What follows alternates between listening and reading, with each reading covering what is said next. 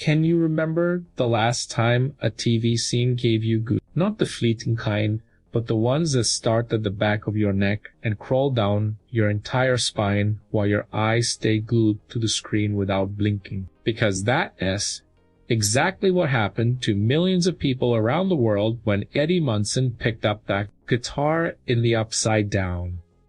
Let me tell you something. Stranger Things always knew how to play with nostalgia. The Duffer Brothers turned the 80s into an audiovisual love letter that makes anyone feel nostalgic for an era they might not have even lived through. But right there, in that specific scene, they went further. They created something that transcended the show itself.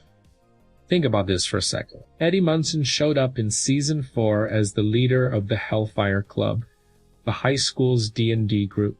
A guy with long hair, a leather jacket covered in metal band patches, chains hanging everywhere, rings on almost every finger, the kind of person who in the 80s was automatically labeled as a troublemaker, a Satanist, a bad influence. And you know what's crazy? None of it was true. Eddie was loud, sure, dramatic, absolutely. But underneath that rebellious metalhead armor was a huge heart. A guy who put on theatrical performances during lunch just to entertain his friends, who defended the younger kids from bullies, who treated his uncle with a tenderness that contradicted his whole tough guy act. Close your eyes and put yourself in his place. The entire town hunting you down for a murder you didn't commit. Your friends risking everything to protect you. And suddenly you find out that monsters from another dimension are real and the world might end if you do undo something. What would you do? Most of us would probably panic, freeze, run, and honestly nobody could blame us for that. But Eddie decided that for the first time in his life, he wasn't going to run. That moment in the trailer, when he confesses to Dustin that he's always been a coward, that he always ran when things got tough.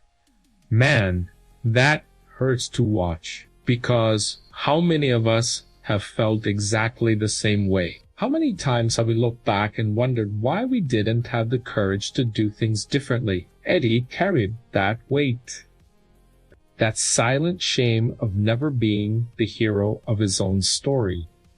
And then came the plan. Someone needed to distract the bats from the Upside Down while the rest of the group faced vecna, a suicide mission disguised as a distraction, the kind of thing movie heroes do before the credits roll.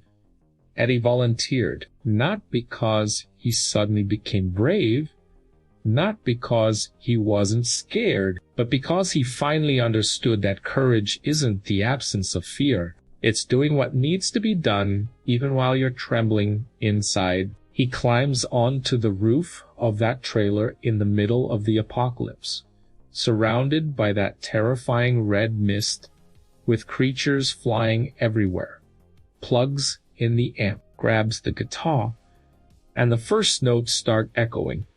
Master of Puppets. It wasn't a random choice. Metallica in 1986 was the sound of rebellion. It was the anthem of every kid who didn't fit in, who got mocked for liking different things, who found refuge in distorted guitars against a world that didn't understand them. Eddie was that kid, and in that moment, he was screaming to the entire universe that he existed, that he mattered, that he wasn't going quietly. The drum beats, the cutting riffs, that insane solo, everything reverberating through the Upside Down while the bats were drawn to the sound. Eddie playing like his life depended on it. And it did.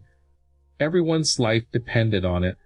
Hold that image in your mind. A kid who spent his whole life being judged by his appearance, his clothes, the music he listened to. A kid that society discarded as trash. And there he was, literally saving the world with the only thing that was ever truly his love for metal. There's something poetically devastating about that. When the music ends and Eddie realizes the bats are heading back to the portal, He makes a decision. He could have run to the trailer, locked himself in, waited for it all to pass. The plan had worked.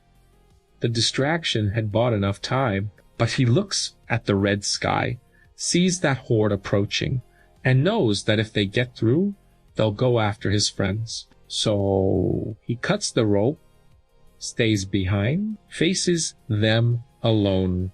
I don't need to describe what happens next. You already know. Everyone who watched knows. And everyone who watched felt that hole in their chest when Dustin finds Eddie on the ground, bleeding, still smiling, because Eddie died knowing he didn't run. For the first time, he stayed. And that meant everything. You know what gets me most about this scene? It's not the death itself. It's what it represents. Eddie Munson was never accepted in Hawkins. Not by the popular kids. Not by the adults.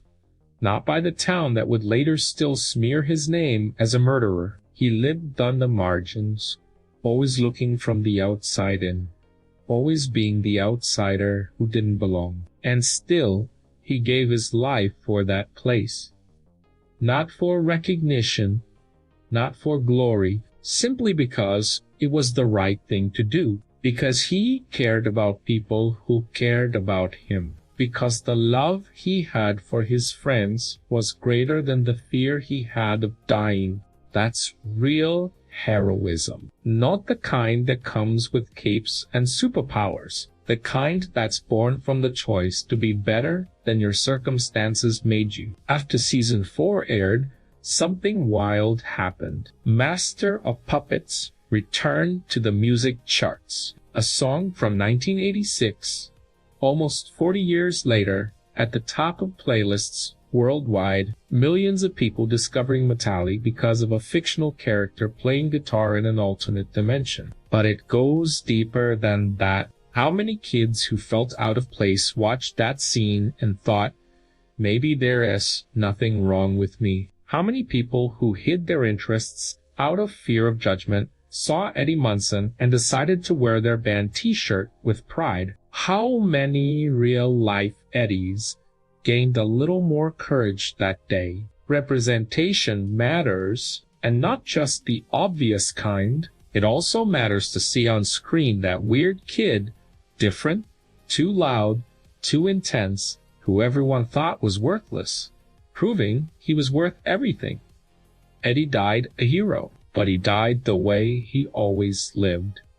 Authentic, passionate, completely himself. It's not a coincidence that this became one of the most iconic scenes in modern television. It is not luck that millions of people cried for a character they'd only known for a few episodes. It's because Eddie Munson touched something universal. That part of all of us that sometimes feels invisible, misunderstood, disposable, and he showed that part can be heroic too. So next time you hear those first notes of Master of Puppets, remember the kid in the leather jacket on the roof of a trailer at the end of the world? Remember that heroes don't always look like heroes. And remember that sometimes the bravest thing you can do is simply be who you are without apologizing. Eddie Munson never apologized. And if even the guy everyone called a loser managed to find his moment to shine, what might still be waiting for you?